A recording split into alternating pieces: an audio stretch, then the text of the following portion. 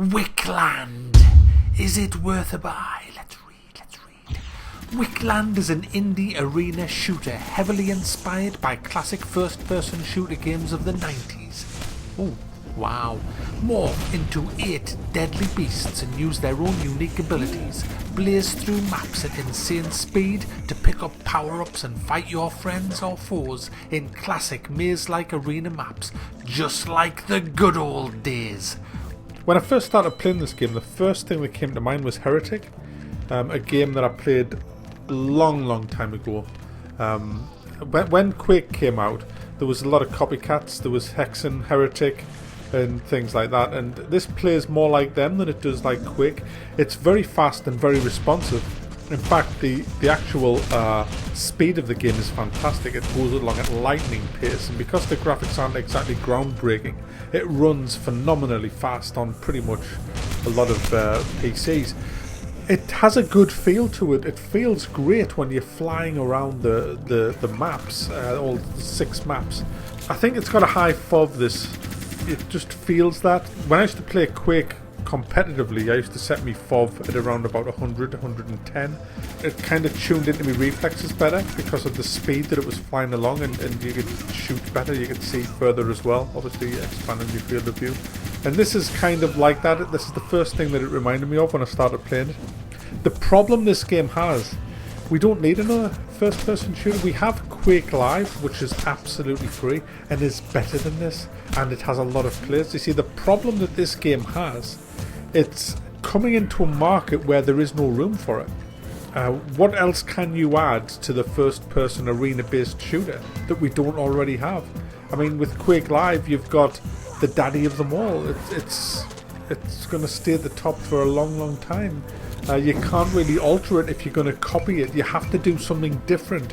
It's pointless. I mean, these have tried to do something different. It's a kind of a more of a fantasy element. But before I go into that, I want to show you the problem that this game has, apart from Quake Live. This is the servers. As you can see, they're bloody empty. There's 3 players online. So how does the game play? Well, you have, instead of weapons, you pick up monsters. So you start off as a human, which has a machine gun crossbow. Yeah, I know. And you can pick up things like a gorilla. You'll see a head of a gorilla. So you run over that, and you then can transform into a gorilla. And you get gorilla hands. But what the gorilla is actually the pineapple gun or the grenade launcher. That's what the gorilla is. Then you have basically, to cut a long story short, you've got the goats. You've got goats, vampires, werewolves, a fish, and all different manner of beasts, which essentially relate to grenade launcher, rocket launcher, railgun, shotgun, machine gun. You see where I'm going. And so it's Quake, and that's why it fails, because we don't need another Quake. I mean, a much better idea would have been for them to say, right, we're going to do this differently from Quake. We're going to have these kind of arena maps, because the maps are quite decent, and you know, the arena based with your usual little jumps here, your ramps, your teleports, and all the rest of it, which is fun when you're in a arena to shoot the shit out of everybody. It's great fun. So I'm not going to knock the maps, but why not do something that Quake doesn't have? Instead of having the different characters with weapons, why not take a bit of Left 4 Dead out there? I mean, have the werewolf, he can pounce and get you on the floor and rip your guts out, because that's what werewolves do. How about the vampire?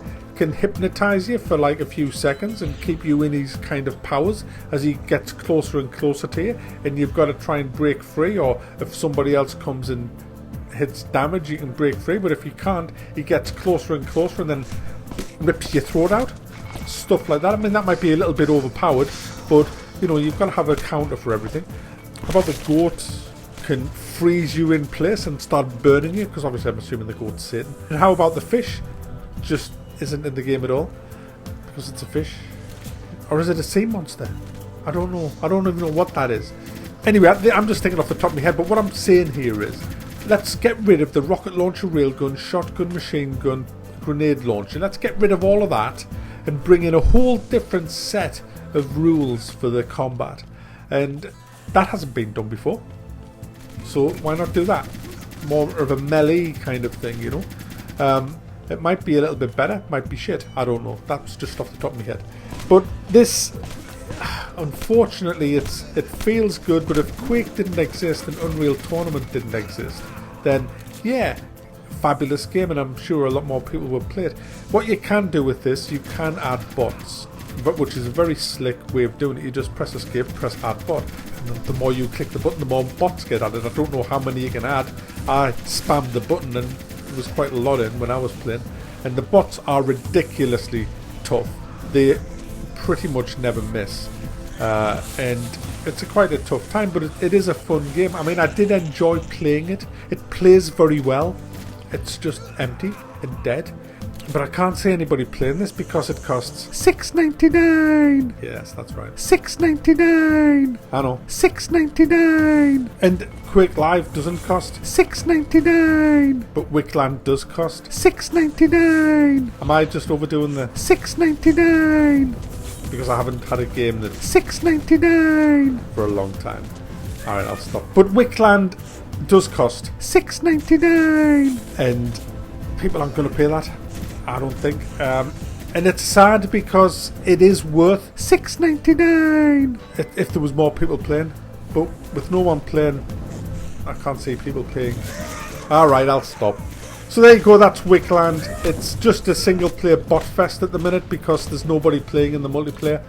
You'll be lucky if you can find half a dozen people to play with. So there you go. Sadly, although it plays very well, Wickland is not worth a buy.